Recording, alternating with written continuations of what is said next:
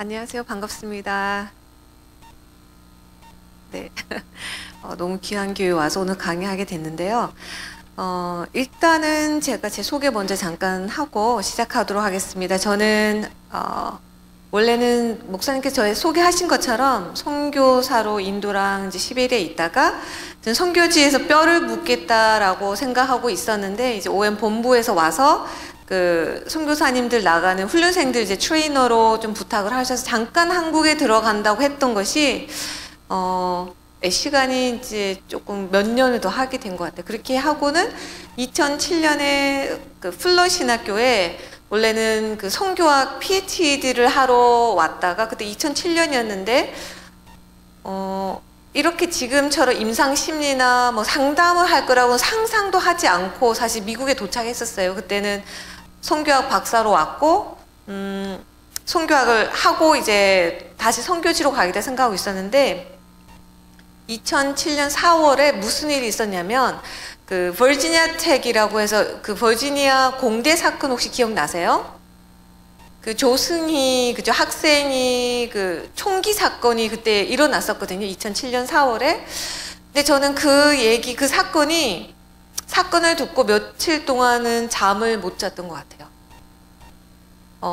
첫 번째는 보통 한국이나 이제 외국에서 보는 미국 그 생활을 하면 다들 있잖아요. 좋은 집에 좋은 차를 몰고 그냥 아메리칸 드림 그게 되게 많은데 그래서 며칠 잠을 못 자면서 첫 번째 제 머릿속에 계속 이런 질문, 세 가지 질문이 머릿속에 계속 맴돌았는데 그게 뭐였냐면 첫째는 무슨 문제가 이 친구에게 도대체 있었을까? 그러니까 무슨 일이 이 친구에게 그동안 일어났었던 걸까라는 이제 첫 번째 질문이었고요. 두 번째는 그런 문제가 있었다면 왜 어느 누구도 도와주지 않았을까? 그게 두 번째 저의 질문이었어요. 세 번째는 그런 문제가 있었고 그런 도움이 없었더라도 다른 방법은 없었을까? 왜 그런 그저 아주 최악의 그 선택을 했어야만 했을까? 이제 그 질문을 세 가지 질문이 계속 머릿속에 떠나질 않았어요. 그래서 3일 동안 거의 잠을 못 자고 그러면서 페이퍼를 이 친구에 대해서 제가 이제 페이퍼를 쓰기 시작했는데 그러면서 이 친구의 이제 백그라운드를 다 구글하고 막 아티클 모든 이 친구에 관한 모든 기사들을 제가 읽어 나가기 시작했어요. 그러다가 이제 그 발견하게 된 거는 어떻게 보면 티피컬한 이민 사회 가정에서 자란 그러니까 한국에서 초등학 7살, 6살 정도 돼서 이제 이민을 왔고 이제 누나가 있었고 근데 부모님이 너무 바쁘셨어요. 보통 그러잖아요. 이민을 오면 그래서 아침에 나갔다가 밤에 들어오시고 근데 이 친구가 그 어렸을 초등학교 때부터 계속 왕따를 당했는데 그것도 부모님은 그때까지는 잘 알지 못하고 근데 이 남자 보통은 이제 이민사회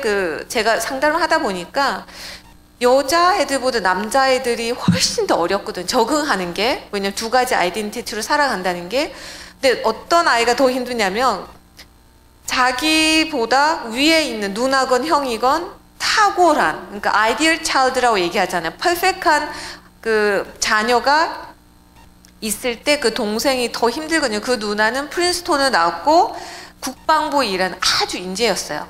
정말 누구나 인정하는 그러면서 그 가정이 어떻게 보면 가장 못난 그래서 왕따를 당하고 우울증과 여러 가지 문제가 있었는데도 도움을 제대로 받지 못하고 나중에는 약 처방까지 받았는데도 처음에는 이제 그 부모님들의 심각성을 알지 못하다가 나중에 이제 이 부모님이 이 아이가 얼마나 심각한지를 알고 그 유스 그룹을 찾아갔다고 해요. 목사님께 찾아가서 우리 아이를 좀 부탁한다고 부탁을 받았는데 이 아이가 결국은 교회에 가서도 왕따를 당했대요. 그런 상황에서 이제 어쩔 수 없는 그 친구가 찍었던 영상을 보면 너무 가슴이 아프거든요. 세상을 향한 분노와 저주와 그래서 그 아이를 읽고 나서 그때 제가 LA 있는 온누리교회에서 이제 전도사를 하고 있었는데 되게 제 마음에 되게 두려웠던 것 같아요. 내가 맡고 있는 아이의 미래일 수도 있잖아요, 사실. 그죠? 그 아이가 어쩌면 그래서 그때부터 이제 고민을 시작해서 그때 생각했던 것이 선교학 박사 난 아닌 것 같다. 왜냐면 선교학 박사를 7년, 6년 해서 대부분 이제 교수로 가시니까 나는 그쪽에 관심이 없어서 이제 기도하다가 그래서 신학을 먼저 다시 하고 플러에서 하고 가족 치료학을 하고 이제 임상 심리로 오게 됐는데 하나님 주시는 저의 마음은 그거였던 것 같아요. 우리가 교회에서는 보통 사실 그 친구가 만약 유스 그룹에 갔을 때 그 교회에서 사랑을 받았더라면, 그죠? 어쩌면 교회에서 이 아이의 어려움과 그 정서적인 우울증과 왕따와 외로움을 채워줬더라면, 그러면서 저의 이제 사역의 방향이 그런 선교지에서 선교가 아닌 마음이 상한 그런 분들을 도와주는 사역이 나의 비전이 아닐까. 그래서 이제 미튼에서 다시 와서 임상심리를 하게 되었습니다. 그래서 오늘은 우리가 이제까지 여러분들도 영적인 공급함을 많이 받잖아요. 주일 설교도 듣고 또 귀한 분들 금요일에 오셔서 말씀을 듣는데 오늘은 제가 이렇게 여기를 보면 그래서 오늘은 뭘 나누고 싶냐? 이게 뭐죠? 왜 다르죠? 이거랑 저게? 잠깐만요. 네네. 그래요? 네, 알겠어요. 이게 그럼 제가 그냥 이렇게 놔두시면, 네네. 네, 괜찮을 것 같아요. 네, 감사합니다. 이거구나. 네. 여기 이제 보시다시피 인간의 욕구에는 많은 욕구가 있지만 이거를 이제 4가지로 나누자면 그런 그 신체적인 욕구죠. 밥을 먹어야 하고 잠을 자야 하고 그런 기본적인 욕구가 있고 또 하나는 그 사회적인 욕구죠. 왜냐하면 사람들과 교제하면서 또 가족과 친구가 필요하고 또 하나는 영적인 그런 욕구가 있고 그 흔히 심리학자가 얘기하기는 그런 종교인이 아니어도 그 마음속에는 모든 사람에게 영적인 갈급함들이 사실 무신론자조차도 그 안에 기본적인 요건이 있다고 얘기를 합니다. 그리고 또 하나가 이제 심리적인 욕구인데 우리가 살아가다 보면 가장 건강한 사람들은 이거를 만약에 영적인 부분은 모든 걸 커버해야 되지만 본인을 한번 가만히 들여다보세요. 지금 들여다봤을 때 이게 균형을 잘 맞춰야 되는데 혹시 내가 신체적인 그 피로에만 더 포커스를 두지 않나. 보통 한국 사람들은 그런 심리적인 부분에서는 약간의 별로 신경 쓰지 않는 부분도 많거든요. 하지만 정말 건강하려면 그 육적인 뿐만 아니라 그 정서적인 건강도 굉장히 중요한데요. 자, 지금 그렇다면 그 심리적인 욕구는 사실 또 사회적인 것과도 관련이 되어 있죠. 왜냐면 관계가 너무 모든 사람과 다 부딪히는데 아무도 날 좋아하지 않고 그런데 그 마음의 심리적인 만족감은 없잖아요. 그렇죠? 그래서 오늘은 그 사랑의 5가지 언어를 통해서 우리가 어떻게 사랑을 하고 사랑을 받는지에 대해서 조금 알아보고자 합니다. 혹시 여러분 가운데 사랑의 5가지 언어에 대해서 책을 읽으신 분 혹시 계시나요? 손 좀 들어주시겠어요? 네, 알겠습니다. 그럼 사랑의 5가지 언어를 하기 전에 먼저 딱 이 그림을 보는데 뭘로 보이시나요? 딱 그 떠오르는 이미지가 뭘로 보이세요? 크게 좀 안 들려. 뭐라고요? 얼굴? 네, 2 얼굴 있죠. 또 2 얼굴 외에 또 보이시는 게 있으세요? 잔. 맞아요. 그러니까 우리가 그러면 뭐가 정답일까요? 잔이 정답일까요? 아니면 2 얼굴이 정답일까요? 맞아요. 너무 잘 맞으셨어요. 둘 다 정답이에요. 그게 제가 왜 이걸 보여드리냐면 우리가 어디에 포커스를 두느냐에 따라서 너무 달라 보이죠. 까만색에 포커스를 두느냐 흰색에 두느냐.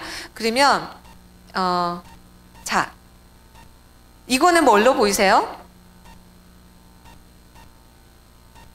딱 떠오르는 그림. 크게 말씀해 뭘로 보이시나요? 여자의 옆모습인 어떤 여자인가요? 스카프를 쓴 좀 젊은 여자요? 중년 여자. 알겠습니다. 그럼 또 다른 모습이 보이시는 분? 스카프란 저 옆모습이 아닌 다른 분. 할머니 보이시죠? 근데 여러분 가운데 나는 할머니 안 보이는데 이런 표정을 하고 계시는 어떻게 할머니지? 만약에 흰색을 중요로 그 코가 이렇게 나온 하얀색을 위주로 해서 눈과 코가 있고 이 스카프를 쓰고 있는데 보이세요? 이제는 이렇게 하얀색으로 쭉 보면 이렇게 코 옆모습에 할머니 코가 있고 눈이 있죠. 근데 젊은 아가씨는 옆면, 그죠? 이렇게 보고 있는 어느 게 정답일까요? 맞아요. 우리가 어디에 포커스를 두냐 따라서 다를 뿐이에요. 근데 우리 인간 어떠냐면 만약에 내가 젊은 여자를 보이잖아요. 그러면 할머니는 예를 들어 안 보인다. 그쵸? 그러면 막 우기는 거예요. 왜 그게 할머니냐고.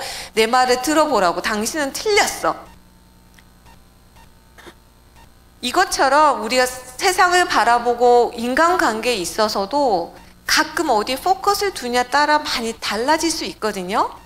그래서 어떻게 보면 그 부드러운 인간관계에서는 이런 포커스와 융통성이 굉장히 필요한데요. 부부 생활이나 자녀와 부모님 사이에서 그래요.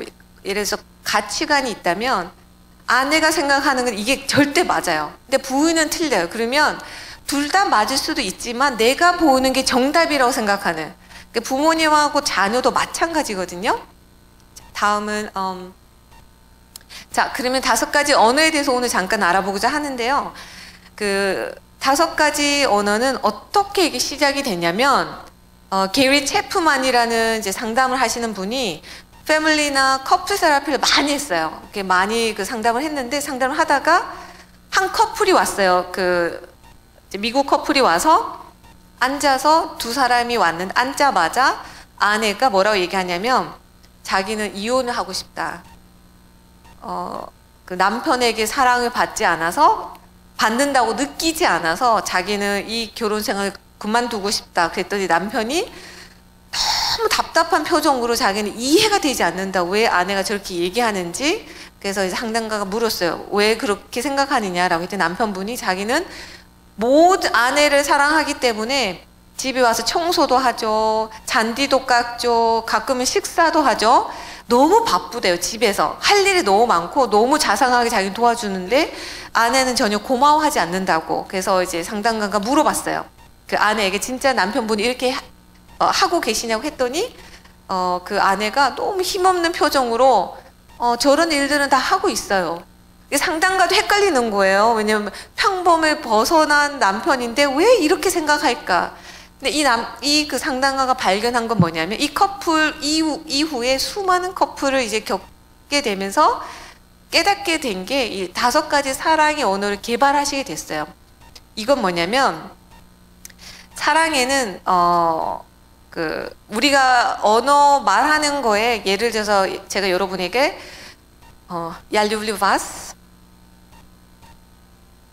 Я люблю вас, Я люблю вас. 무슨 말인가 지금 답답하시죠? 저도 너무 답답한 거예요. 제 말을 못 알아들으시니까. 제가 무슨 말을 했냐면 러시아어로 당신을 사랑합니다인 거예요. 처음에는 당신을 사랑합니다, Я люблю вас. 그다음 못 알아듣잖아요. 그러면 소리가 이제 소리가 높아지죠. 그럼 나중에는 반응이 없으면 저도 이제 짜증이 나니까 막 크게 막 Я люблю вас 그러면 제 말을 모르시니까 여러분들은 제가 막 흥분해서 큰 소리로 외치면 아, 저 사람이 나한테 화가 났나 보다. 그죠? 짜증이 났나 보다. 왜냐하면 여러분은 제 언어를 모르시기 때문인 거예요. 그것처럼 사랑의 언어에도 이 사랑의 언어를 다 추려봤더니 5개가 있는데 인정하는 말, 그리고 2번째는 함께하는 시간, 그리고 선물, 그리고 4번째가 봉사 스킨십이 있는데 제가 조금 전에 얘기했던 그 부부의 사랑의 언어를 봤더니 남편의 사랑의 언어는 뭐였을까요? 이제 봉사였어요. 아내를 사랑하니까 막 뭐든지 해주고 싶고 해야 될 것 같고 그러니까 너무 바빴어요. 빨래 해야죠, 청소해야죠, 뭐 요리도 해야죠. 근데 아내의 사랑의 언어는 뭐였을까요? 함께하는 시간이었어요. 이 아내는 집이 좀 지저분해도 상관없고 잔디에 풀이 있어도 상관없이 자기는 남편이 퇴근하고 오면 그냥 하루가 어땠는지, 그죠? 그냥 차를 마시고 그날에 대해서 얘기하기를 너무너무 원했던 거예요. 근데 이 남편은 가만히 앉아 차 마실 시간이 없으셔. 너무 바빠. 그러다 보니까 이 남편은 남편대로 스트레스 받는 거예요. 이렇게 몸이 이렇게 피곤해 까면서 사랑을 표현하는데 이 아내는 고마워하지 않고, 이 아내는 다 필요 없어요. 그냥 옆에서 오늘 어땠는지 차를 마시면서 오손도손 얘기하고 싶었는데 그 남편은 얘기할 시간이 없어요. 일하느라. 그러니까 이거와 마찬가지, 우리가 언어를 몰랐을 때 오해하는 것처럼 사랑에도 언어가 있는데, 이 사랑의 언어를 왜 한국말로 옛날에 뭐 코드가 안 맞아 이런 말 하잖아요. 이 사람하고는 코드가, 그게 꼭 부부만 아니어도 사실 그거를 제가 이거를 다 책을 읽고 상담을 또 하고 연구를 해보니까 그게 사랑의 5가지 언어, 같은 언어를 쓰기 때문에 코드가 맞는 사람들은 그 마음이 전해지는 거예요. 그렇다면 이 사랑의 5가지 언어 하기 전에 러브 탱크에 대해서 좀 설명을 드리고 싶은데요. 심리학자가 발견한 것 중에 하나가 뭐냐면, 우리 마음속에는 러브 탱크가 있는데, 그거는 왜 가스처럼 차를 타고 가다가 가스가 없으면 차가 멈추죠. 그것처럼 우리 모든 사람에겐 러브 탱크가 우리 마음속에 있는데, 이 러브 탱크가 가득 차게 되면 이 러브 탱크는 꼭 이성만의 사랑이 아니라 부부뿐만 아니라 이렇게 부모, 자녀, 친구, 아니면 교회 내에서의 그런 성도들의 사랑, 이 모든 사랑을 포함하는데, 그런 사랑을 많이 받는다고 느끼는 사람들은 이 러브 탱크가 가득 차게 되면 그냥 보기만 해도 행복해 보이는 사람이 있죠. 굉장히 긍정적이고 편안해 보이고, 그렇게 보이는 사람은 왜 그러냐면 그 마음속에 러브 탱크가 가득 찼기 때문이에요. 어떤 사람은 볼 때 다 가진 것 같아. 좋은 집에 살고 뭐 애들도 괜찮은 것 같고 겉에서 보기에는 되게 행복해 할 만한 조건을 가지고 있는데 짜증나고 이런 사람도 있어요. 어떤 사람들은 말만 꺼내면 뭐 옆에 가고 싶지 않고, 그런 사람들은 이 러브 탱크가 거의 empty, 고갈되어 있기 때문에 그 짜증이 그 마음속에 계속 나온다는 거죠. 특별히 그 러브 탱크가 고갈된 사람들 우울해 보이고 소망이 없어 보이고 때로는 폭력적이고 비판적으로 나타나기도 하거든요. 그런 사람들은 이 사람의 러브 탱크가 거의 empty, 고갈되어 있구나라고 생각하시면 되고요. 특별히 이제 심리학자 연구하기를 소년원에 가서 러브 탱크라는 어떠한 하나로 심리학자가 연구를 했어요. 연구를 했더니 소년원에 있는 많은 아이들의 대부분이 이 러브 탱크가 거의 가득 차 본 아이는 아무도 없었고, 대부분의 아이가 이 러브 탱크가 찬 경험을 한 적이 없는 아이들가 많았어요. 그러다 보니까 모든 인간은 이 러브 탱크를 채우고자 하는 마음이 굉장히 많이 있거든요. 그런 갈망, 그 욕구가. 그러다 보니까 10대 아이들은 부모님에게 사랑을 받지 못하면, 선생님에게, 친구에게 받지 못하면 그런 갱이라든지 잘못된 곳에서 잘못된 방법으로 그 러브 탱크를 채우기 위해서 하다 보니까 이제 잘못된 길로 들어설 수 있다는 거죠. 그래서 지금은 여러분의 나의 사랑의 언어가 뭔지 아는 게 되게 중요하거든요. 왜냐하면 다른 사람과 커뮤니케이션 하려면 내 언어가 뭐고, 그렇다면 다른 사람의 언어가 뭔지를 아는 게 되게 중요한데요. 여러분 이거 종이 다 받으셨죠? 자, 이거를 지금은 한번 혹시 없으신 분 손 좀 들어주시겠어요? 종이를 받지 못하신 분? 네. 자, 그러면은 지금은 나의 사랑의 언어가 뭔지 먼저 알아보는 시간을 가지도록 할게요. 한번 지금 다 같이 할 건데요. 자, 1번. 일단은 지금은 내가 사랑하는 사람이 있다고 생각을 하시면 좋아요. 자, 1번. 나는 상대로부터 인정받는 말 듣는 것을 좋아한다. 그리고 나는 상대가 안아주는 것을 좋아한다는데요. 이 둘 중에 자기가 더 좋아하는 것을 선택하시면 돼요. 어떤 분은 둘 다 좋아한다고 그러시는데 그래도 하나만 선택하셔야 돼요. 그러면 자기가 더 좋아하는 거를 A 아니면 E에다 동그라미를 쳐주세요. 1번, 그래서 나는 상대로부터 인정받는 말 듣는 것을 좋아한다. 나는 상대가 안아주는 것을 좋아한다. 자, 하나 선택해 주시고요. 너무 깊게 생각하지 마시고 그때그때 떠오르는 걸 하시는 게 더 정확할 수 있어요. 자, 2번, 나는 상대와 단둘이 보내는 시간을 좋아한다. B, 나는 상대가 실질적인 도움을 줄 때 사랑을 느낀다. D.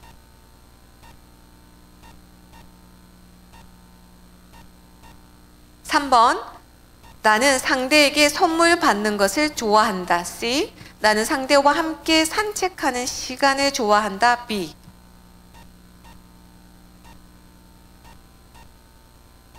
4번, 나는 상대가 나를 도와줄 때 사랑을 느낀다. D, 나는 상대에게 가벼운 그 스킨십이죠. 스킨십을 받을 때 사랑을 느낀다.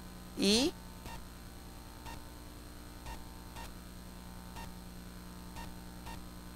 5번, 나는 상대가 감싸 안아줄 때 사랑을 느낀다. 2. 나는 상대에게 선물을 받을 때 사랑을 느낀다. C.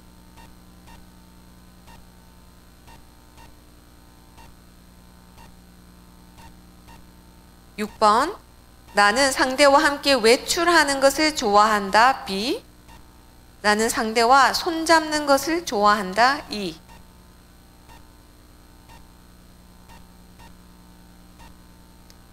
7번, 나는 상대가 나를 인정해 줄 때 사랑을 느낀다. A. 나에게는 눈에 보이는 사랑, 작은 선물이라도 매우 의미가 있다. C. 8번, 나는 상대와 함께 가까이 앉아 있는 것을 좋아한다. 붙어 있는 것을 좋아한다. E. 나는 상대가 나에 대해 매력적이라고 이야기해 주는 것을 좋아한다. A.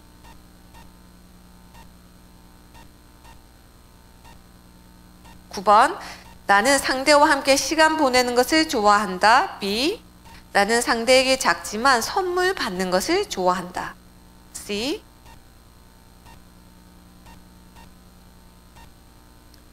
10번, 나는 상대가 나를 도와줄 때 사랑을 느낀다. D. 나를 이해해 주는 말들이 나에게는 중요하다. A. 11번, 나는 상대와 뭔가 함께 하는 것을 좋아한다. B. 나는 상대가 해주는 친절한 말들을 좋아한다. A. 12번, 나는 상대와 포옹할 때 완전함을 느낀다. E. 나는 상대의 말보다 행동을 볼 때 더 감동한다. D. 13번, 나는 상대의 칭찬을 좋아하고 비판을 회피하는 편이다. A.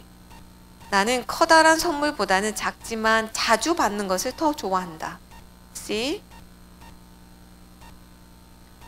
14번, 나는 상대가 자주 스킨십을 해줄 때 더 큰 친밀감을 느낀다. E.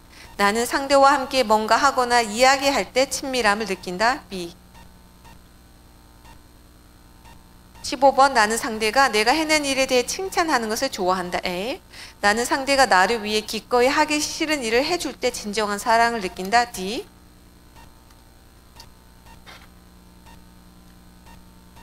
16번, 나는 상대와 걸을 때 손잡아 주거나 어깨 감싸 주는 것을 좋아한다. E. 나는 상대가 내 이야기에 공감하면서 들어주는 것을 좋아한다. B. 나는 상대에게 선물 받는 것을 정말 즐거워한다. C. 나는 상대가 집안일을 도와줄 때 사랑을 느낀다. D. 18번, 나는 상대방이 내 외모에 대해 칭찬해 주는 것을 좋아한다. A. 나는 상대가 내 기분을 이해하기 위해 시간을 내줄 때 사랑을 느낀다. B.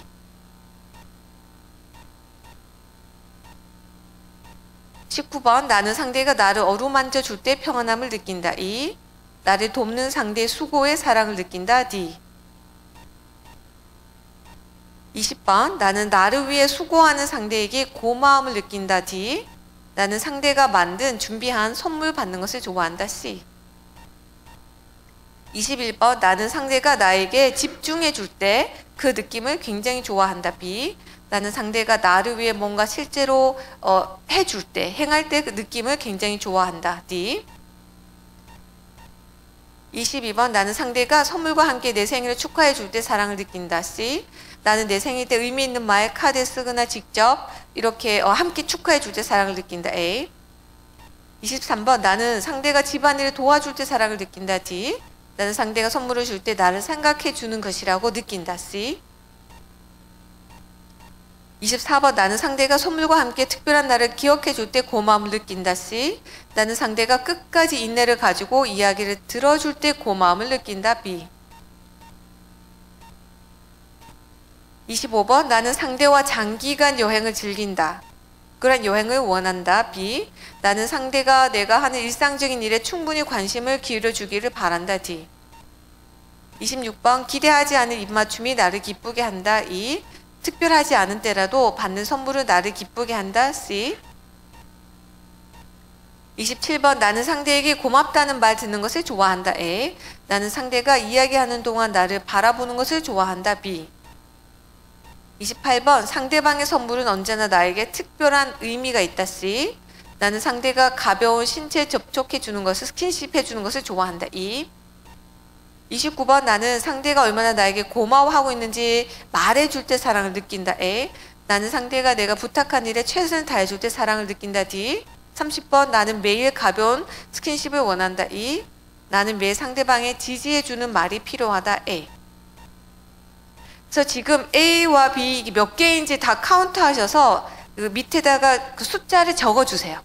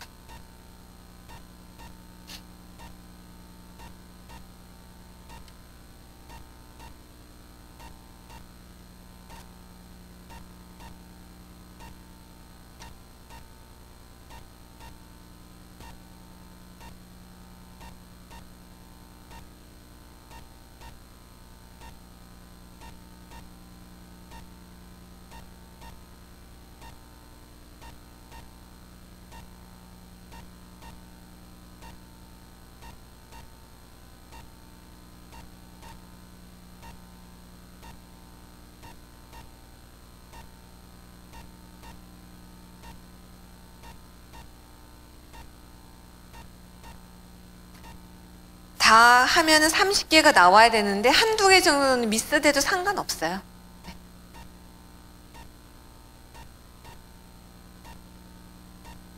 자, 그러면 자리 조정을 좀 할 거거든요. 짐을 다 잡으시고 첫 번째 1번이 많이 나오시면 손 좀 들어주세요. 1번. 예, A. 오케이. A번, A가 제일 많이 나오신 분. 오케이. B. C, D, E. 좋습니다. 그러면 지금 어떻게 할 거냐면 A가 나오신 일단은 다 자리를 조정. A가 많이 나오신 분 여기 앉아주시고요. B가 나오신 분은 저 뒤쪽에 앉아주세요. 자리를 다. 그리고 C가 많이 나오신 분 C가 나온 분은 저기 C가 나오셨죠? 예, C. 그 다음에 D, E. 예. A, B, C, D, E. 지금 자리를 다 움직여 주세요.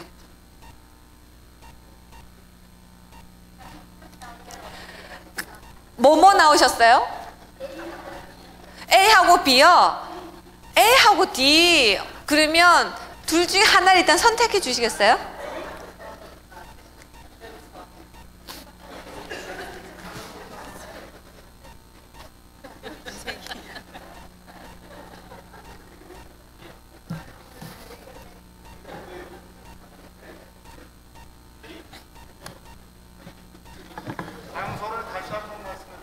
네, 알겠습니다. 장소가요. A, B, C, D, E. A, B, C, D, E.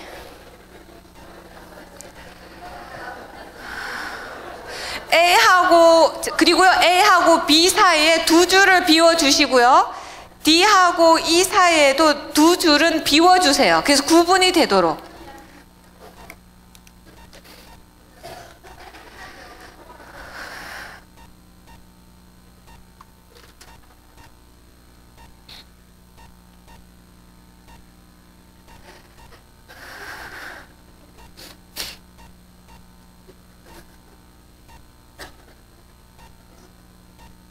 오, 여기 A가 되게 그러니까 재밌는 거는 제가 이제 교회마다 가서 이렇게 강의를 하거든요.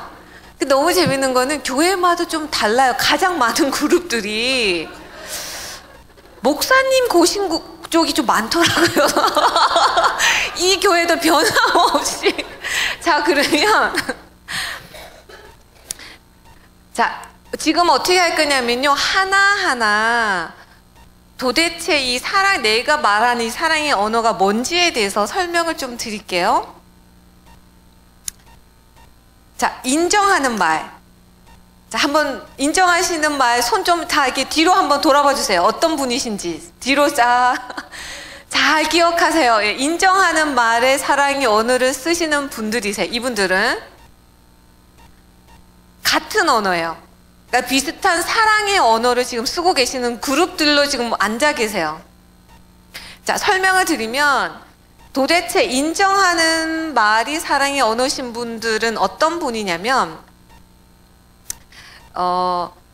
언제 사랑을 받는다고 느끼냐면 누군가가 와서 되게 이렇게 칭찬을 해주거나 관심의 말을 되게 부드럽게 해줄 때, 그러니까 말이 되게 중요한 분들이세요.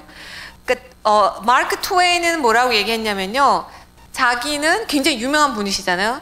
한 번 칭찬을 받으면 2달은 행복하게 산대요. 1년에 진심 어린 칭찬을 6번만 받으면 자기는 1년 동안 살 수 있다고. 그러니까 이런 분들에게는 사랑의 언어는 칭찬하는 말이나 감사의 표현이 있죠. 왜 어떤 사람은 고마우면 뭐 속으로 고마워하면 되지 굳이 말을 해야 돼? 이런 분들에게는 굳이 말을 하십시오. 어떤 게 있냐면 이제 예를 들어서 사랑의 언어가 인정하는 말이 사랑의 언어인 부부 같은 경우에 아내가 인정하는 말이 그 사랑의 언어잖아요. 그럼 찌개를 맛있게 끓이잖아요. 그럼 찌개를 다 끓여서 남편을 기다려요, 그죠? 반응을. 그 남편은 아무 말 없이 계속 밥을 먹어요. 그리고 한 그릇 더 달라고 해요. 그럼 이 아내는 기다리다 이제 짜증이 나. 맛있어? 없어? 그럼 이 남편은 밥 2그릇 먹는 거 보면 몰라? 근데 이런 분들은 맛있어 여보, 수고했어, 이 말을 들어야 하세요. 그래 속이 시원한. 그리고 뭐 예를 들어서 그 고맙다는 말이라든지 사실 어떤 분들 굳이 말로 뭐 표현해야 알아? 라고 생각하는 분도 계시잖아요. 그런 분들하고는 조금 오해가 있을 수 있는, 그 섭섭함이 이제 쌓일 수 있는. 근데 결혼을 했더니 나는 인정하는 말인데 아내 배우자가 아닐 경우가 있잖아요. 그러면 서서히 짜증이 올라가요. 어제 제가 이제 새롭게 상담을 받으러 오신 분이 남자분이셨는데, 그러니까 부부 관계가 너무 힘들어서 도저히 자기는 상담을 받아야 되겠다. 남자분 직접 오셔서 깜짝 놀랐어요. 저를 이렇게 막 찾아서 오셨다고 하시더라고요. 네이버에 계신 분인데, 그러니까 뭐가 제일 힘드세요라고 해도 이분은 사랑의 언어가 뭔지 모르시는 분이세요. 그분이 하신 얘기가 본인은 가장 중요하게 생각하는 게 다른 사람을 존중해주는 말이래요. 근데 이 아내는 그 말투가 자기가 기분이 좋을 때는 괜찮은데 안 그래도 스트레스 받고 힘들어 하는데 아내가 명령조로 딱 비난할 때 그때는 자기도 모르는 분노가 폭발해 버린다고. 나 좀 이상한 거냐고 이렇게 오셨더라고요. 제가 사랑의 5가지 언어 중에 이걸 잠깐 설명해 드렸는데, 그 이분에게 있어서는, 그리고 왜 그런 거 있잖아요. 뭐 9가지 잘하고 하나 말 잘못해서 그런 거 있잖아요. 싹 없어지잖아요. 그쵸? 9가지 잘하다가 이분들에게는 사랑은 명령하는 것이 아니라 부탁하는 거. 똑같은 말을 해도 이것 좀 해봐요. 뭐 교회에서 집사님 저 좀 가져와요. 뭐 이게 아니라 이것 좀 가져올 수 있으시겠어요? 말투 있죠. 굉장히 이게 어투도 되게 그쵸? 민감하시죠. 똑같은 말을 해도 어쩜 저렇게 믿게 하는 사람이 있는가 반면에 똑같은 말을 해도 너무 이뻐서 뭔가를 더 주고 싶어 하는 마음이 있는데, 근데 이런 분들은 무슨 오해를 받느냐면 누가 이렇게 말을 이렇게 사랑에 인정하는 말, 사랑의 언어가 아닌 사람들은 말이 툭툭 나와요. 그러면 이제 이런 분들은 상처를 받잖아요. 그죠? 그러면 그 말에 별로 이렇게 사랑의 언어가 아니신 분들은 뭐 그런 말 하나 가지고 그렇게 상처를 받고 꽁하게 오래 있냐고 오해를 받으시는데, 이분들은 그 사람이 말을 할 때는 마음이 담겨져 있는 것이지 어떻게 말과 마음이 분리되냐. 그래서 속이 좁은 게 아니라 그 말에는 마음이 담겨 있다고 생각하시는 그 믿으시는 분들인 거죠. 그래서 말 표현이 되게 중요하고, 또 이럴 때 있잖아요. 왜 그 만약에 아내가 다이어트를 한다. 왜 내년에는 내가 다이어트를 해야겠어. 그러면 남편이 아이고 며칠 가나 보자. 뭐 이렇게 말한다던가, 아니면 남편이 뭐 내년에는 내가 일찍 들어오고 뭐 금주를 하고 왜 그잖아 담배도 좀 끊고 그렇게 해야 되겠어. 아내가 아이고 또 작심삼일 뭐 이렇게 할 경우에는 인정하는 말이 사랑에 오는 사람은 이미 마음이 다치는 거예요. 그죠? 대화하고 싶지 않아. 근데 이럴 때는 실패하더라도 아니야. 당신은 시작하는 것만 해도 어디야. 3일이 10번 하면 30일이 되고 꾸준히 해봐. 근데 이런 인정하는 말이 굉장히 중요하고요. 그래서 근데 정말 중요한 것도 뭐냐면, 그렇게 해서 또 이제 이 그룹을 보고 막 이제 칭찬을 하려고 노력하시잖아요. 근데 이분들은 뭐가 발달해 있냐면 진심 어린 칭찬인지 아닌지 알아. 빈말 되게 싫어하시거든요. 차라리 빈말로 칭찬할 거면 안 해도 좋아요. 그쵸? 저분들에게는 구체적으로 팩트로 위주로 진심을 담아서 제가 이 말을 안 했더니 부작용은 그 교회에 일어나더라고요. 막 그냥 그 있잖아, 그 칭찬하면 속에도 없는 말, 그건 오히려 큰 상처를 줄 수 있으니까 이분들에게는 인정하는 말이 되게 중요하고, 그다음에 2번째 뒤쪽에 있는 함께하는 시간. 한번 보세요. 퀄리티 타임이 그 사랑의 언어이신 분. 네네. 그럼 저런 분들 혹시 부부가 같이 있으신 분 계세요? 같은 언어를 쓰는. 와, 혹시 부부인데 같이 앉아 계신 분 계세요? 커플 손 들어주세요. 2커플이세요? 와, 저분들은 굳이 뭔가 안 해도 함께 있으면 돼요. 좀 이지해요. 어떻게 보면 사랑의 언어가 같은 것이기 때문에. 이분들은 퀄리티 타임은 뭐냐면, 이제 그 컴플레인을 많이 듣는 경우가 뭐가 있냐. 아내들이 막 남편한테 당신은 맨날 바쁘고 나한테 시간도 보내지 않고, 그리고 남편은 그렇게 얘기하잖아요. 보통은 어젯밤에도 나는 여기 살았고 작년에도 여기 살았고 10년째 같이 살고 있고. 근데 여기서 말하는 함께하는 시간은 한 공간에 있다는 뜻이 아니에요. 그러니까 TV를 틀어놓고 남편분들 퇴근하고 와서 소파에 누워가지고 리모컨으로 나는 늘 당신과 함께 있어. 함께 있지 않습니다. 여기서 말하는 함께하는 시간은 TV를 끄고 눈을 마주치고 뭔가 퀄리티 타임이 있죠. 특별히 이거를 위해서는 대화가 되게 중요한데요. 정말 이 사람들이 정말 사랑하는 연인인지, 아니면 거의 그 부부들도 이제는 뭔가가 이렇게 사랑이 식어가는 부부인지는, 식당을 가면 눈을 막 마주 보면서 밥보다는 대화에 열중하는 사람들은 연인이고, 식당 갔을 때 주위에 사람 두리번 거리거나 밥만 먹는 사람들은 이미 사랑이 식기 시작한 커플이래요. 한번 본인을 한번 돌아보세요. 나는 어떻게 밥을 먹고 있나. 그 대화가 사실 너무 중요한데요. 이 대화를 하면 항상 제가 하는 얘기가 경상도 남편분들이 대부분 가장 대화를 잘 못하세요. 세 마디 하는데 뭔지 아세요? 딱 세 마디 보통 하는 말이 퇴근하면 첫째 아는, 애들은 잘 있는지 안부, 밥 먹자. 세 번째는 자자. 그러니까 그 대화가 너무나도 중요한데요. 그러니까 함께 있는다고 해서 그냥 각자가 있는 게 아니라 영화를 볼 때도 뭔가 이렇게 영화를 보는 것도 중요하지만 보고 난 이후에 뭔가 영화에 대해서 얘기하거나 그것이 굉장히 중요한데 그런 함께하는 시간 가운데 이런 분들은 만약 한 사람이 함께하는 시간이고 다른 사람이 함께하는 시간이 아닐 수도 있잖아요. 그 같은 경우에는 이제 커플이건 부모와 자녀 간에도 한 사람이 섭섭해할 수 있어요. 예를 들면 내가 약속을 했어요. 언제 내일 만나자 아니면 다음 주 언제 만나자 하는데 바로 전날 전화가 와요. 무슨 일이 생겨서 내일 못 만날 것 같아. 너무 쉽게 약속을 취소하잖아요. 그럼 저런 분들은 되게 섭섭해요. 그러니까 우선순위에서 밀리는 듯한. 왜냐면 함께하는 시간 자체가 나를 얼마나 나를 위해서 시간을 내주는가가 되게 중요한 사람들이잖아요. 그쵸?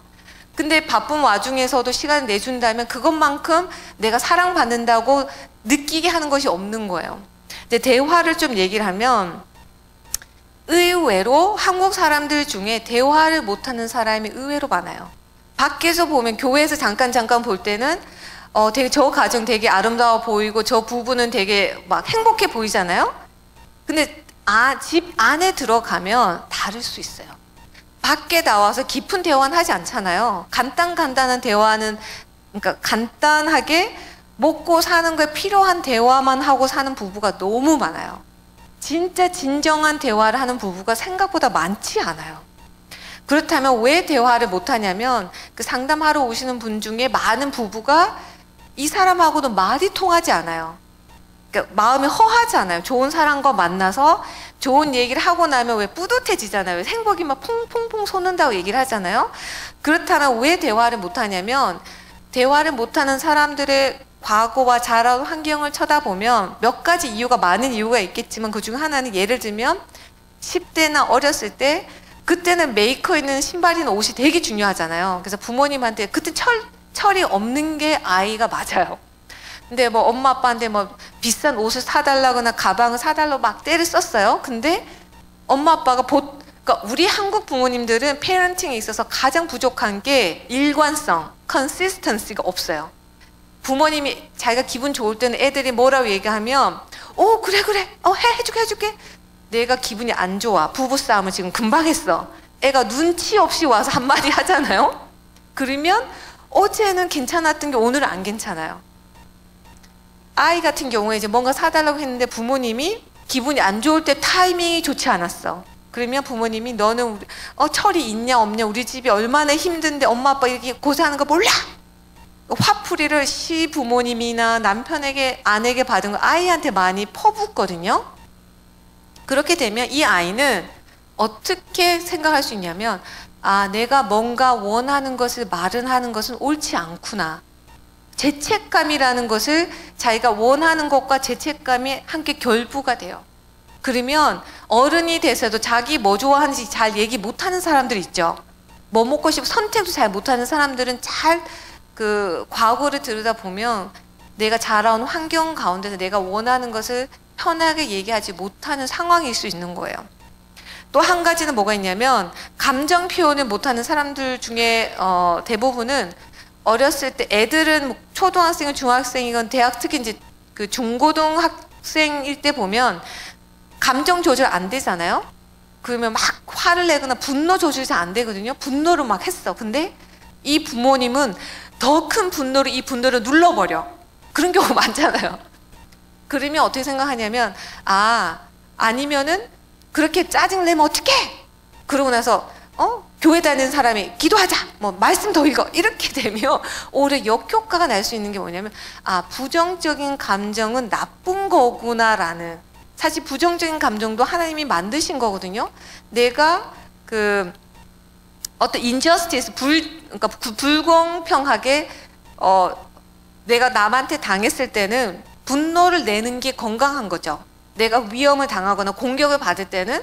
근데 이런 부정적인 감정, 특히 크리스찬들은 그게 되게 많아요. 늘 감사해야 되고 기뻐해야 되고 친절해야 되고, 그러다 보면 부정적인 감정을 다루지 못하기 때문에 눌러버리게 되거든요.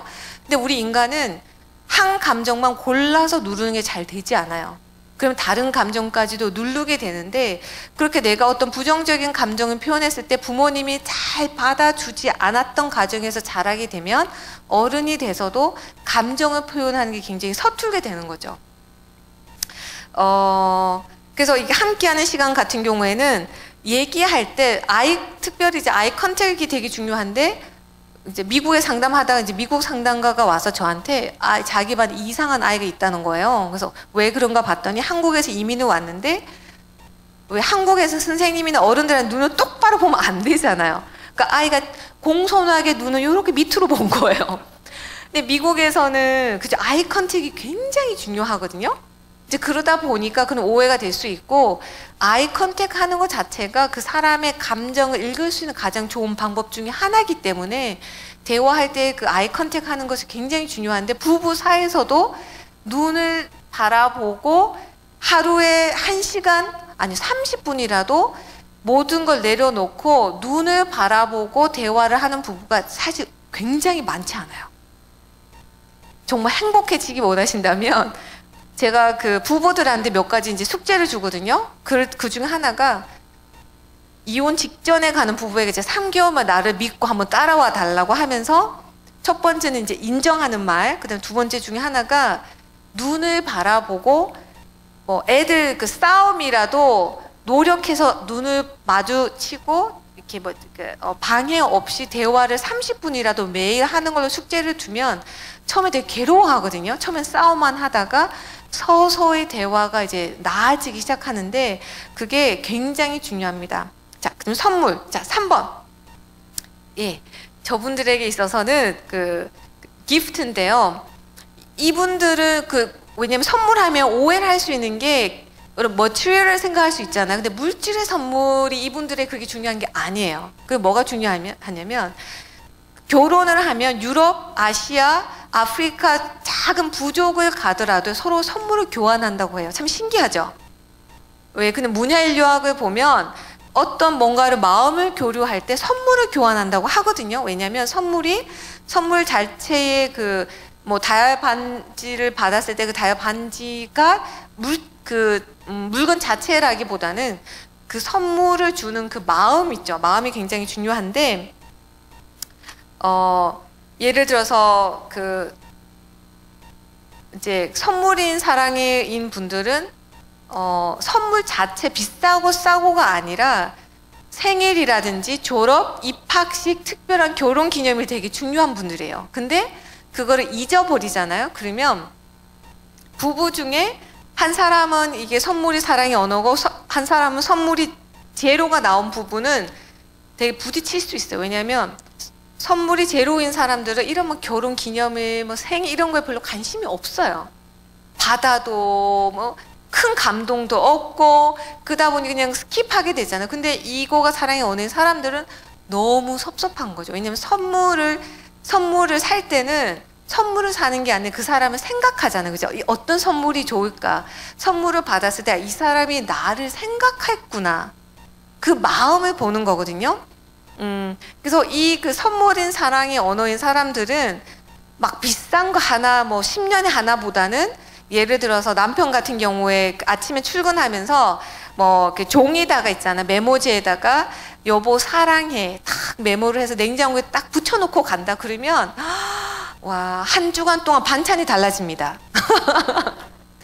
큰 거 아니거든. 예를 들어서 어디 맛있는 식당에 갔는데 너무 맛있잖아요. 그러면 아이와 남편과 아내가 생각이 나는 거예요. 투고를 해와요. 그죠? 그걸 딱 투고해 왔을 때 그 받는 그 기쁨.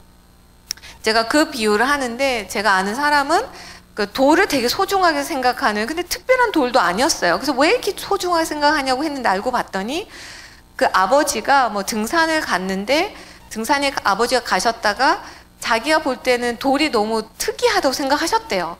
그래서 그 돌을 가지고서 아들에게 내가 오늘 등산을 갔는데 이 돌을 봤더니 너가 좋아할 것 같아. 좀 특이하게 생겨서 네 생각이 나서 내가 가지고 왔어. 그러면 이 아이는요. 이 돌이 더 이상 그냥 돌이 아니에요. 아빠의 마음이에요. 그 선물이라고 해서 막 있잖아요. 너무 큰 거 생각하지 않으셔도 되거든요. 그냥 작은 엽서, 고마워, 수고했어. 이런 것들이 사실 이분들에게는 감동을 줄 수 있는 그래서 만약에 이제 숙제를 드린다면 꼭 그 이번 주간에 여러분의 자녀나 부모님이나 아내나 꼭 사랑의 표현을 엽서나 작은 선물이라도 비타민 C를 사거나 해서 꼭 표현을 하셨으면 좋겠습니다. 네, 인정하는 말, 그 다음에 이제 봉사. 자, 봉사 손 좀 들어주세요. 오, 봉사도 많으시네요. 와, 인정하는 말과 봉사가, 그죠? 교회에 좀 많으시네. 이분들은, 이 그룹과 조금 힘들 수 있어요. 왜냐하면 이분들 말로만 해. 뭔지 알죠? 맨날 고마워, 집사님 너무 맛있어, 수고했어. 자기는 안 해. 그죠? 말로 다 때워. 근데 이쪽 분들은 뭐 맛있는 거 막 열심히 하면 뭐해. 말을 거칠게 하면 마음이 싹 가시잖아요. 그래서 이제 보통 하다 보면 이 봉사는 어떻게 생각하냐면 사랑은 움직이는 거예요. 사랑은 말로 하는 게 아니에요. 그래서 사랑은 움직여. 너무 공감하시는데. 공감. 그래서 그 말보다는 행동으로 보여주는 것이 설득력이 있다고 생각하시는 분들이에요. 그래서 내가 몸이 피곤해도 뭔가를 왜 내가 아팠을 때 죽을 끓여왔다. 그러면 평생 잊지 못한 그 고마움 있죠. 몸소 불편하지만 내가 뭔가 몸을 움직여서 섬김에 대해서 사랑을 받고 있다고 생각하실 수 있는 그게 굉장히 큰 감동이 되고 교회에서도 섬김으로 그 하나님에 대한 사랑과 사람에 대한 사랑을 많이 표현하신 분들이거든요. 그래서 이분들은 막 배우자가 막 여보 당신이 최고야 사랑해 막 이렇게 말하잖아. 그럼 속으로 아이고 그 시간에 빨래는 한번 해주지. 그죠? 차라리 잔디 한번 깎아주고 설거지 한번 해주지. 이분들 크게 말로 달콤한 말보다는 설거지 한번 빨래 한 번이 청소 한번 밀어주는 게 더 감동을 줄 수 있는 그런 분들이에요. 그래서 제가 재밌는 거는 이제 제가 그 한 7년 전에 캘리포니아에서 공부할 때 제 친구가 이제 아기를 낳았는데 친정 부모님이 못 오셔서 제가 가게 됐어요. 이제 한 산후조리원에서 제가 한 일주 반주 10일을 가서 있게 됐는데 그 전에 그 이제 전화로 남편 너무 힘들다고 막 얘기를 하는 거예요. 제 친구가. 근데 그 이 부부를 아는 또 다른 사람들은 그만한 남편이 없다고.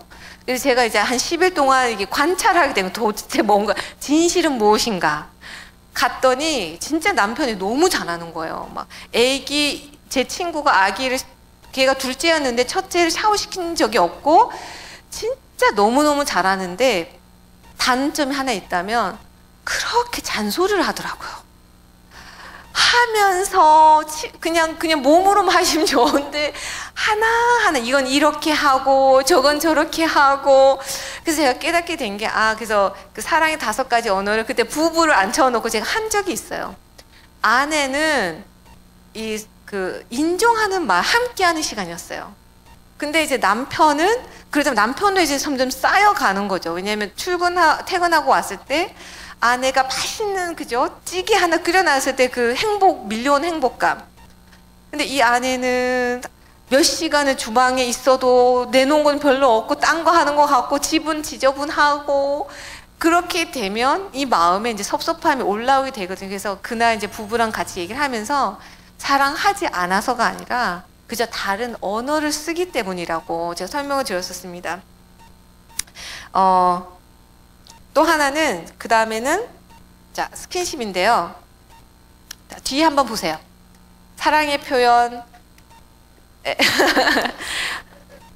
그 스킨십은 뭐냐면 앞에서 뒤로 가셨어요 지금 막.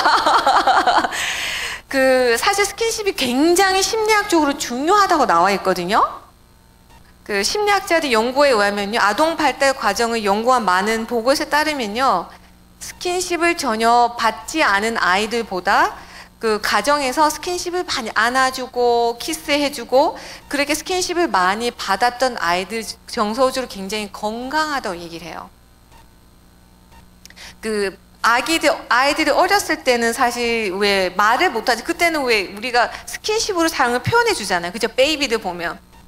근데 이 아이가 말을 배우고 나면서부터 서서히 말이 없어지면 스킨십도 약간 없어지게 되는데, 이 스킨십은 그러니까 특히 이제 부부의 사랑에 있어서 스킨십이 굉장히 또 중요할 수 있고요. 그래서 뭐 예를 들면 뭐 그 만약에 아이가 그 스킨십이 사랑일 경우에는, 형제들 한국에서는 왜 그때 회초리를 땅땅땅 때리면서 컸잖아요, 어렸을 때는. 옛날에는 그럼 3명이어도 2명은 손바닥으로 회초리 맞아도 그냥 조금 울고 괜찮아, 하나는 막 엉엉 우는 아이 있죠. 그러면 별나다고 얘기하는데, 스킨십이 사랑의 언어인 사람은 이런 체벌이 굉장히 마음에 상처가 될 수 있어요. 왜냐면 그저 스킨십 자체가 사랑의 표현인데 그거를 회초리를 받았을 때 그런 부분이 있을 수 있고, 또 하나는 왜 어렸을 때 보면 왜 뭐라고 하죠? 이렇게 왜 이렇게 이게 귀찮게 해 막. 그러니까 스킨십이 아닌 엄마에게서 스킨십이 사랑의 언어인 아이가 태어나게 되면 서로가 너무 피곤한 거예요. 그쵸? 아이는 스킨십이 필요하니까 엄마 뽀뽀 가서 막 안고, 근데 엄마는 스킨십이 아닌 분들이 의외로 많거든요. 그러니까 옆에 누가 오는 것 자체를 짜증나는 분들이 되게 많아요. 엄마들도 남편 오는 것도 귀찮아하고 애들도 귀찮아. 그러다 보면 이 아이는 엄마에게 거부 반응을 느끼고 엄마는 이 애가 너무 귀찮은 거예요. 그럴 때는 그 아이가 왜 자꾸 더 매달리냐면 충족이 안 되기 때문에. 그럴 때는 오히려 그냥 작정을 하고 귀찮아도 저는 그 아이를 충분히 안아주라고 얘기해요. 그러면 그게 러브 탱크, 제가 말씀드렸듯이 이게 충분히 자기가 받는다고 생각하면 그 다음엔 그렇게 귀찮게 하지 않아요. 근데 이게 고갈됐다고 생각하니까 더 많이 다가갈 수 있거든요. 그래서 스킨십이 굉장히 중요하고, 근데 이제 스킨십이 사랑의 언어인 분들은 한국에서 자란 환경에서는 되게 힘들죠. 왜 스킨십을 잘 안 하잖아요. 어색해하고. 미국에 계셔서 좀 다행이세요. 어떻게 보면. 그나마 그럼에도 불구하고 다른 미국 가정에 비해서는 훨씬 이렇게 적죠. 특히 배우자들 사이에서 스킨십을 거부하게 되면 굉장히 큰 상처를 받으실 수 있어요. 왜냐하면 이 스킨십을 거부하는 게 아니라 나를 거부한다고 생각할 수 있기 때문에, 예, 그런 부분이 굉장히 중요하고, 근데 또 하나는 스킨십이 진짜 사랑의 언어 빵 있잖아요, 제로, 이런 분들이 또 계시거든요. 그래서 여러분들도 스킨십이 아닌 사람은 여러분을 거부해서가 아니라 그 스킨십이 사랑의 언어가 아닌 거예요. 그렇다면 그냥 이해해달라고 해야 되나? 아닌 거죠. 그러면 정말 이 상대편은 왜 그런 거 있잖아요. 국제 결혼을 하면 언어가 안 통해도 처음에는 사랑을 가지만 시간이 지나면서 더 힘들어지잖아요. 그쵸? 결혼할 때는 그 스킨십이 별로 중요하지 않았지만 이제 살아가다 보면 스킨십이 사랑의 언어인 사람과 아닌 사람이 살았을 때는 계속 그런 거절감과 상처가 될 수 있거든요. 그럴 때는 상대편의 언어를 배우는 게 되게 굉장히 중요합니다. 제가 그 온누리에 있을 때 약간 개척할 때 제가 있었는데, 아이들이 약간 산만하고 문제 있는 아이들이 꽤 많았어요. 갔더니 막 설교하는데 뒤로 앉아가고 뛰어다니고, 그래서 그때 부장집사님이 너무너무 지혜로우셨는데 저랑 또 잘 호흡이 맞아서 고민을 한 거예요. 얘네들 어떻게 하면 좀 이렇게 안정감을, 이제 이민을 와서 영어도 모르고 부모님도 그러니까 불안한 거죠. 그래서 저희가 생각했던 게, 학교에서는 약간 허깅조차도 되게 주의하라고 하거든요. 미국에서는 상담가도 아이를 앞으로 앉지 못하고 옆으로 앉거나. 근데 이제 교회고 한국 문화니까, 그래서 이제 우리 선생님들한테 트레이닝을 했어요. 아이가 오면 꼭 안아주자고. 왜냐면 유스가 아니라 이제 어린아이들이었기 때문에. 처음에는 막 몸 빼고 막 싫어하는 애들, 도망가는 애들도요. 그래도 시간이 6개월, 1년, 2년 지나고 나서는 제가 뭐 바빠서 허깅 안 해주잖아요. 그럼 옆에 와서 쳐다봐. 왜 안 해주지? 근데 그런 뭐랄까 그런 날마다 안아주는 스킨십이 그 사랑을 굉장히 키울 수 있는 강력한 도구가 될 수 있습니다. 시간이 이렇게 잘 지나가네요. 자, 그러면 그 사랑의 언어 찾기. 그렇다면 우리가 오늘은 이걸 했기 때문에 왜 사랑의 언어가 뭔지를 알았는데, 모를 경우는 어떻게 여러분이 알 수 있냐면, 이 사랑의 언어는 부부만 아니에요. 제가 그 한국에 갔을 때 몇 년 전에 1남 3녀 중에 제가 막내거든요. 오빠가 있고 큰언니, 작은언니 제가 있는데, 이 사랑의 언어를 하면서 우리 작은언니에게 꼭 이 얘기를 해주고 싶다고. 왜냐면 우리 작은언니는 쓴뿌리가 많아요. 그러니까 오빠는 한국 정세, 오빠는 큰 아들 첫째죠. 근데 큰언니는 첫째 딸이죠. 그리고 이제 작은언니가 태어났어요. 근데 이제 제가 막내딸이 또 태어난 거예요. 그러다 보니까 우리 작은언니의 사랑의 언어는 선물이었어요. 선물이었고 또 함께하는 시간이었는데, 아이가 한국에는 같은 날 왜 2월 14일 졸업식, 예를 들면 초등학교, 중학교, 고등학교 같이 졸업을 해. 같은 날. 그러면 부모님이 아이는 3명, 다 서울 3살 터울이에요. 정확하게. 그러니까 부모님은 2명인데 아이가 3명이잖아요. 1명은 못 가죠. 예를 들면. 그러면 늘 오빠는 첫째니까, 큰언니는 첫째 딸이니까, 나는 예를 들어서 막내니까. 예를 들어, 그쵸? 그러다 보면 작은 언니는, 그리고 우리 부모님은 선물 사랑 언어가 아니었어요. 인정하는 말. 우리 집은 말로 다 해도 됐어요. 근데 우리 작은 언니 말로 하면 안 돼. 크리스마스 하면 선물을 기다려. 근데 선물이 없고 생일도 깜빡깜빡 넘어가고. 또 우리 작은 언니는 어떻게 생각했냐면, 본인은 사랑을 받지 그러니까 나는 아무도 날 좋아하지 않아. 그러니까 오해를 한 거죠. 뿐만 아니라 그런 선물 같은 거에 되게 요구하고, 그러다 보니 부모님은 얘가 욕심이 많은가 했는데, 나중에 사랑의 언어를 봤더니 언니는 사랑의 표현을 지금도 뭐 보내주고, 이제 한국에서 뭐 소포 보내주고, 언니는 사랑의 언어가 선물이었는데 우리 가족은 아무도 그게 아니어서 언니가 외롭고 사랑을 받지 못하다고 느꼈던 거에서, 이거를 사랑의 언어에 대해서 언니한테 설명을 해줬어요. 그랬더니 언니가 나중에 너무 고맙다고, 내가 사랑을 못 받았던 게 아니라 엄마 아빠가 다른 언어로 나를 충분히 사랑하고 있었다는 것을 이제 이해가 됐다고, 상처가 조금씩 치유가 됐다고 그 얘기를 하더라고요. 그래서 여러분 가운데서도 부모님과 여러분의 사랑의 언어가 다를 수 있어요. 그래서 부모는 자녀 중에서도 얘랑 코드가 맞다고 해서 엄마하고 이 딸하고는 잘 맞고 저 아들하고는 잘 맞을 수 있잖아요. 그게 사랑이, 자세히 들여다보면 사랑의 언어일 수 있어요. 부모님도 애들로부터 사랑을 받기를 원하거든요. 내가 사랑해 줬을 때 내가 알아듣는 언어로 반응해주는 그 자식이 더 이뻐 보이는 거죠. 근데 그 아이도 똑같이 사랑할 수 있다는 거죠. 그래서 첫 번째는 내가 언제 상처를 받는가를 생각하면 그게 사랑의 언어일 수 있는 거예요. 그죠? 나는 인정하고 칭찬받는 말을 좋아하는데 이 사람 나를 절대 칭찬하지 않아. 오히려 잘못된 걸 자꾸 꼬집어. 그럴 때 상처를 받는다면 그 사랑의 언어일 수 있는 거고, 또 내가 무엇을 해달라고 하는지 그거를 생각하면 내 사랑의 언어가 있어요. 그리고 세 번째는 내가 누군가를 사랑하면 어떻게 그 사람의 사랑을 표현하는지, 그거를 보면 내 사랑의 언어가 될 수 있는 거죠. 이분 중에 10대들 자녀가 있으신 분도 있을 것 같은데, 그 10대들은 독특한 언어를, 그러니까 다른 언어가 있지만 그 시기에 가장 필요한 사랑의 언어가 필요하기도 하거든요. 근데 10대들은 사실 인정하는 말이 굉장히 중요해요. 함께하는 시간 필요치 않습니다. 그죠? 굳이 너무 귀찮게 하지 마세요. 괜찮습니다. 근데 부모님들은 너무 섭섭한 거야. 맨날 친구들하고는 막 노는데 엄마 아빠하고는 눈 하나 안 마주치고. 그때는요, 그게 너무 정상적인 거예요. 그리고 엄마가 막 왜 한국 부모님들은 너는 아무것도 하지 마. 엄마 아빠가 다 해줄 때 너는 공부만 해. 그죠? 봉사를 되게 강조하거든. 한국 부모님들은. 그쵸?